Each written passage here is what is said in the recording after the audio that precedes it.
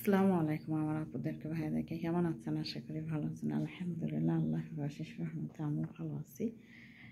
তা আজকে অনেক আসলে আমি এতটা খারাপ লাগে যে আমি প্রতিদিন আর ভিডিও ছাড়তে পারতেছি না।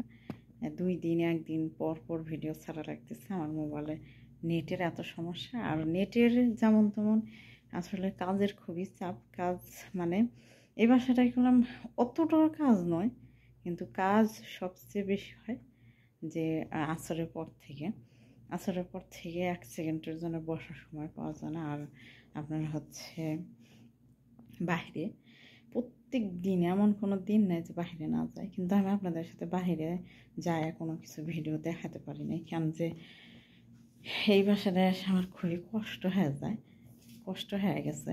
আমি আজকে চলে যাব, আজকে আসরের সময় চলে যাব। তা আপনাদের এই যে ব্যাগপত্র আমার গোছানো শেষ। এই যে দেখেন এই বাসার রুমটা তো আর আগেও দেখাইছি, এখনও দেখাচ্ছি শেষবারের মতন। তা আজকে আসরের সময় চলে যাব দেখে ম্যাডামে বলছে সকালে উঠবি, তারপর কাপড় চোপড়গুলো এই যে বাচ্চাকে গোছাবি, তারপর এই যে পাঞ্জাবি 4টা পাঞ্জাবি আয়রন করবি, এগুলো গুছিয়ে রেখে যাবি। তা আসলে কী কষ্ট আপনার দেখেন, সকালের দিকে অত চাপ নেই। সকালের দিকে চাপ কখন থাকে? আপনার হচ্ছে ভোর 5টা থেকে 7টা পর্যন্ত, তখন থেকে আবার একদম অতটা চাপ নেই। কিন্তু তারপরে আবার জহরের সময় থেকে রান্না বাড়া খাওয়া দাওয়া একদম রাত পর্যন্ত আর কি। রাতের না ঘুমান পর্যন্ত আর বসা নেই। এরা এমন একটা মানুষ, যদিও একটু কাজ কাম সেরে বসেন তাহলে এই কী করতেছিস, আমি দেখ কী করতেছিস, আমি যদি বলে কিছু না তাই এদিকে বাচ্চা ধরে।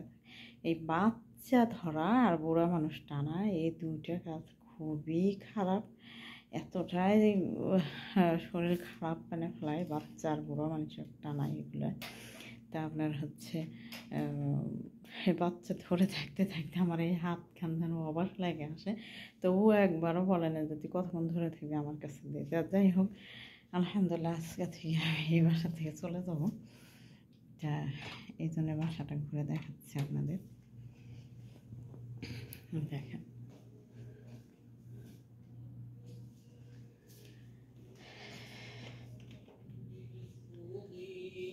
এই যে একটা রুমটার অবস্থা আগে কেমন ছিল, এখন আমি পরিষ্কার পরিচ্ছন্নতা করছি।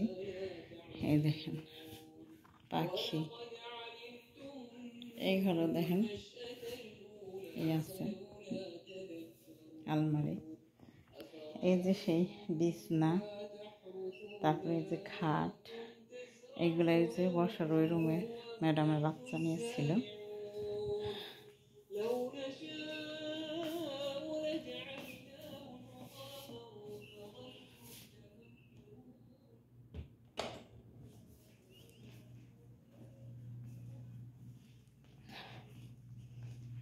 আসলে কি সৌদির মানুষের এত নোংরা তা বলার বাহিরে, নোংরা সেই নোংরা। কেন যে ওরা হচ্ছে আপনার কাজের মানুষ থাকলে শুধু পরিষ্কার পরিষ্কার পরিষ্কার পরিষ্কার পরিষ্কার করে, কিন্তু নিজেরা যে এত নোংরা সেটা একবার মনে করে না যে কাজের মানুষ আসার আগে কেমন ছিল বাড়িঘর, কাজের মানুষ আসার পরে কেমন ছিল, এটা মনে করে না। যাই হোক, আলহামদুলিল্লাহ। আসলে সব বাড়িতেই কষ্ট হয়, কোনো বাড়ি কষ্ট ছাড়া নাই, সব জায়গায় কষ্ট হয়। কিন্তু কষ্টের ভেতরেও কষ্ট হলেও কাজ কাম করে যে একটু বসে থাকা কি কিছু এরকমটা ভালো হয় যে বসে থাকা যায় নীরব। কিন্তু এইখানে বুড়া মানুষ আর বাচ্চা কাচ্চার কাছে থাকলে, এগুলোর কাছে থাকলে কোনো বসার কোনো সিস্টেম নেই। কেন যে এরা সব সময় ডাকাত তালাই থাকে, আর বাচ্চা হলে তো খালি কোলে করে নিয়ে থাকা লাগে। এই বাচ্চাটা আমার কোলে করে নিয়ে থাকতে থাকতে এত বিরক্ত লেগে যায় তা বলার মতন না। বাইরে গেলেই প্রত্যেক দিন বাইরে যাবে, আমি বুঝি না বাইরে কেন যায়, কী কারণে যায়, কী জন্যে শুধু শুধু বাইরে যাবে। খালি মার্কেট মার্কেট মার্কেট, মায়ের বাড়ি বোনের বাড়ি বোনের মেয়ে বাড়ি, এই যে এরকম সবসময় এগুলো করতে করতে আমি খুবই ক্লান্ত হয়ে গেছে। এই বাসাটায় এসে আমার এই বাম হাতখানের খুবই অবস্থা খারাপ এই বাচ্চা নিয়ে থাকতে থাকতে। কেন যে বাচ্চা কাচ্চা আমার বাচ্চার অনেক বড় হয়ে গেছে, কিন্তু আমি আজ কত বছর হচ্ছে, আমার ছোটো মেয়েটা 12 বছর হচ্ছে। আজ আমি অনেক বছর ধরে বাচ্চা কাচ্চা কোনো কোলে কাকালে না নিয়ে অভ্যাস নেই। বাচ্চা কাচ্চা নিলেই জানবো আমার খুবই বিরক্ত লাগে, আর হাত টাত লেগে যায়, আর অস্বস্তি লাগে বাচ্চা কাচ্চা কোলে নিয়ে। কিন্তু বলার কিছু নেই, কিচ্ছু বলার নেই। কেন যে কী বলবো, বলার কিচ্ছু নেই, বলাও যাবে না এখানে কোনো কিছু, এই কারণে কিছু বলাও যায় না। সব পরিষ্কার পরিচ্ছন্ন করে রেখে তারপরে এই বাড়িতে যাইতে হবে, নাহলে তার যাওয়া না, যাওয়ার আগে আগে সব পরিষ্কার করতে হয়। তাই আমি সব বাড়ি ঘর পরিষ্কার করে এসেছি, কাপড়গুলো আয়রন করছি, তারপরে কাপড়গুলো গোছাইছি বাচ্চাকে।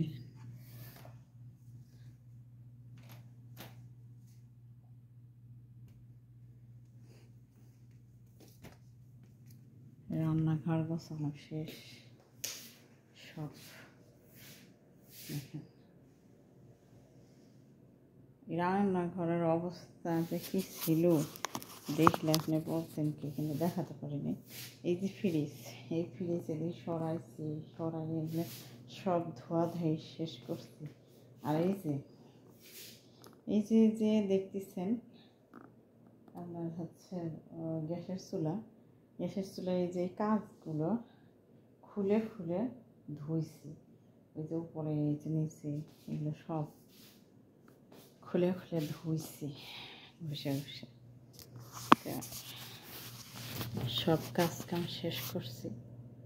এখন মনে করেন যে আজকে এই বাসাতে গেলে জানি না আবার কোথায় যা পড়বো, কোথায় যাব, কেমন বাসা হবে তা আমি জানি না। আপনাদের দোয়া ইনশাআল্লাহ ভালোবাসাই পাবো। কেন যে আজ পর্যন্ত আমি যে কটা বাসায় কাজ করছি কখনো খারাপ পড়ে নাই, ইনশাআল্লাহ আর পড়বেও না। আমি যতদিন থাকবো, যে কয় মাস। আবার যাইতে চাইছিলাম অনেক আগেই, কিন্তু যাওয়ার হবে না হয়তো। তা দোয়া করবেন আপনারা, আল্লাহ জানে সবাইকে ভালো রাখে, সুস্থ রাখে। আমার পরিজনের সবাই যেন ভালো থাকে, সুস্থ থাকে। আমিও সবার জন্য দোয়া করি, সবাই যে যেখানে আছেন সবাই ভালো থাকেন, সুস্থ থাকেন। তো যাই হোক, আমি আর বেশি বড় বানাবো না ভিডিওটি, কেন যে এমনিতেই মোবাইলের সমস্যা, ভিডিও বানালে ছাড়তে পারি না ঠিক মতন, আর কারো ভিডিওগুলো দেখতেও পারি না। আমার অনেক আপুরা অনেক কষ্ট পাচ্ছে হয়তো, যে আর আমার ভিডিওগুলো দেখে না। আসলে আমিও অনেক কষ্ট পাচ্ছি, আপনাদের চেয়ে বেশি কষ্ট আমি পাচ্ছি, যে আমার আপুদের সাথে কোনো কমেন্টে কথা বলতে পারতেছি না, কিংবা তাদের ভিডিওগুলো দেখতে পারতেছি না। আমারও খুব কষ্ট লাগতেছে। ইনশাআল্লাহ দেখা যাক, আপনাদের সাথে আবার আগের মতন করে আমি ভিডিও দেখবো, করবো, সেই সময়টা যদি আসে। আসলে একদিন পর এক সপ্তাহ পর এরকম ভিডিও ছাড়লে তার কোনো কাজে আসে না, কিন্তু তারপরে আমার করার কিছু নেই। আমার খুবই দুঃখজনক, আমি সবার কাছে ক্ষমা চাচ্ছি। আর আমার কথার ভিতরে যদি ভুল ভ্রান্তি হয়ে থাকে অবশ্যই ক্ষমার দৃষ্টিতে দেখবেন। ছোট হিসেবে, নতুন হিসেবে আমাকে ক্ষমা করবেন। আর আপনারা আমাকে সাপোর্ট করবেন, আর ভুল ভ্রান্তি হলে অবশ্যই আমাকে বুঝিয়ে দেওয়ার চেষ্টা করবেন। ছোট বোন হিসাবে বলে দেবেন যে কীভাবে কী করব না করব। তো যাই হোক, আজকে ভিডিওটা এই পর্যন্ত রাখছি। সবাই ভালো থাকবেন, সুস্থ থাকবেন, সবসময় ভালো, সবার জন্য দোয়া করবেন, ভালোর জন্য, ভালো হওয়ার জন্য। এই দুনিয়াতে সবাই যাতে ইমানের পথে আসে, ইমানদার হয়ে মৃত্যুবরণ করে, কালেমায় শাহাদাত পড়ে জানি সবার মৃত্যু হয়। তা আমি এই পর্যন্ত রাখছি। আমি সবসময় বলি যে আমরা মুসলমান এই দুনিয়াতে থাকতে আসি নাই, চলে যেতে হবে। যেন আমরা চলে যাওয়ার সময় ইমানদার হয়ে চলে যেতে পারি, সেটাই আমাদের করতে হবে। তো আর বেশি বড় করবো না, এই পর্যন্ত রাখছি। ভালো থাকবেন, সুস্থ থাকবেন। আল্লাহ হাফেজ। আসসালামু আলাইকুম রহমতুল্লাহি ওয়া বারাকাতুহু।